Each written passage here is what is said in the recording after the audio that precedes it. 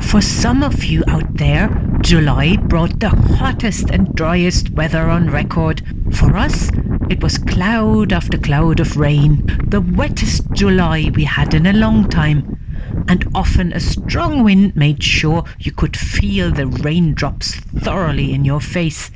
And the temperature of just above 15 degrees ensured that nothing would dry out too fast either after each shower. It felt so clammy that on some days I even put a raincoat on our new horse for the night to keep the cold off her, as she has less hair than the others. The damp and cool weather also brought on a few mighty mushrooms growing here and there.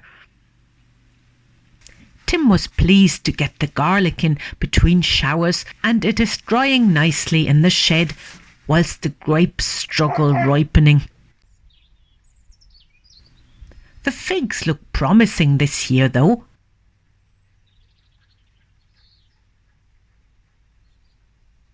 And so do the apples. This Bramley tree has never disappointed us yet. It is a very hard-working tree indeed.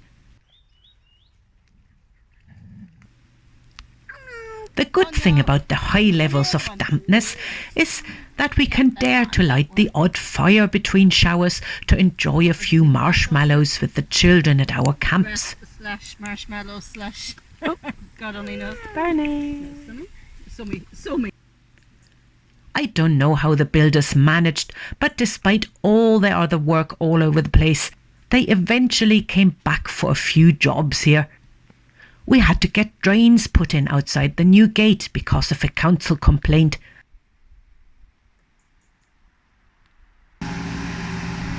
And the foundations went in for our new chicken shed.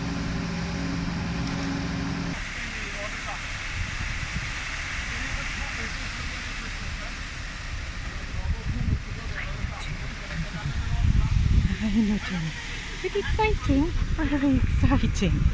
More stuff happening. Will you come to look at as well, Trudy? Yeah. I'm always excited when I'm able to reinvest into my Harry Henry project to constantly improve it for the children's benefit. Another such project is this very old stone cottage. We got promised a grant from the Heritage Council for doing it up, which is very exciting. According to old maps, it is at least 150 years old, and it would be lovely to stop it from collapsing, repairing it and giving it some use. This cottage here is even older. It is on maps dating prior to 1850, and it used to be a dwelling house once upon a time, then converted into a cowshed, and now our donkeys enjoy it as their shelter for the night.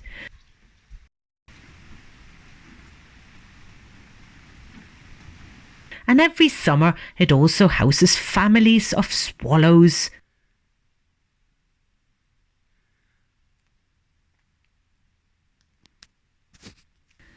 These here are almost ready to fletch. Tim's projects come along nicely, as you can see on our other channel, and my camp children were delighted that he found a few minutes to let them have a go on his railway trolleys. Of course, July is Tim's birthday month, and he did enjoy his mighty big birthday cake. After much trying, our two grown-up geese eventually managed to hatch a gosling by themselves.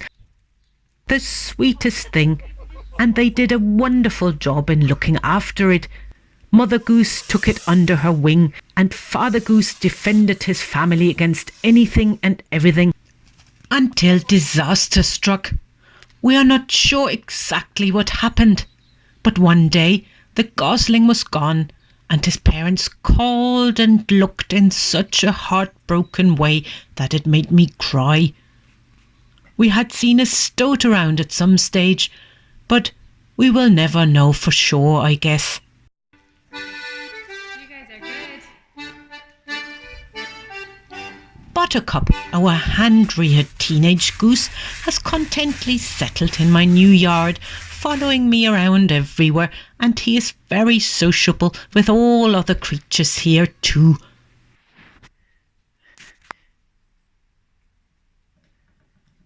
The puppies try to wind him up frequently, but he usually plays cool.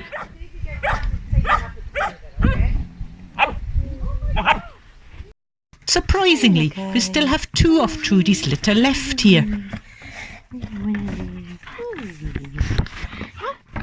Many people inquire, but seem to find it hard to commit. But then, taking on an Airedale is not for the faint-hearted. They are so bouncy and energetic and mostly love being outdoors with lots of stimulation and space. And they need consistency and routine in their handling and training, or they turn the place into chaos.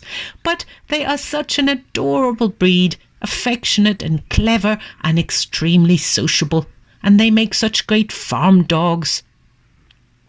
Well, I enjoy the company of these puppies very much, and I'm sure that eventually the right person or family will come along to offer them a new home. Meanwhile, they are safe and happy where they are.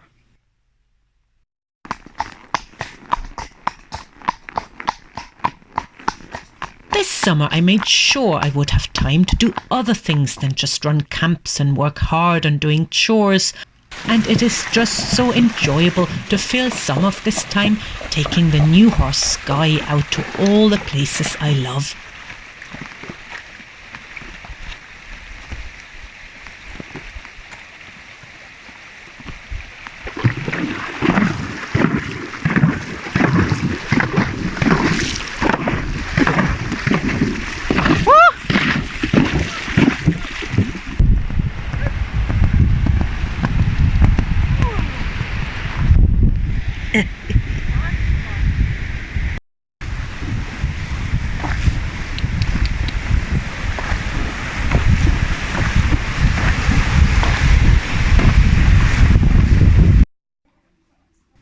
The goats managed to squeeze out of whatever enclosure I made for them in the rabbit and guinea pig run, and as they got on fine with everybody else, I just let them all live together now.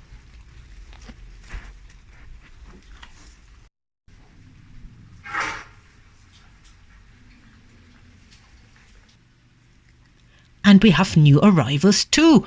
Cloudy had another 2 baby rabbits. Very cute little creatures they are. Still looking for names if you have any ideas.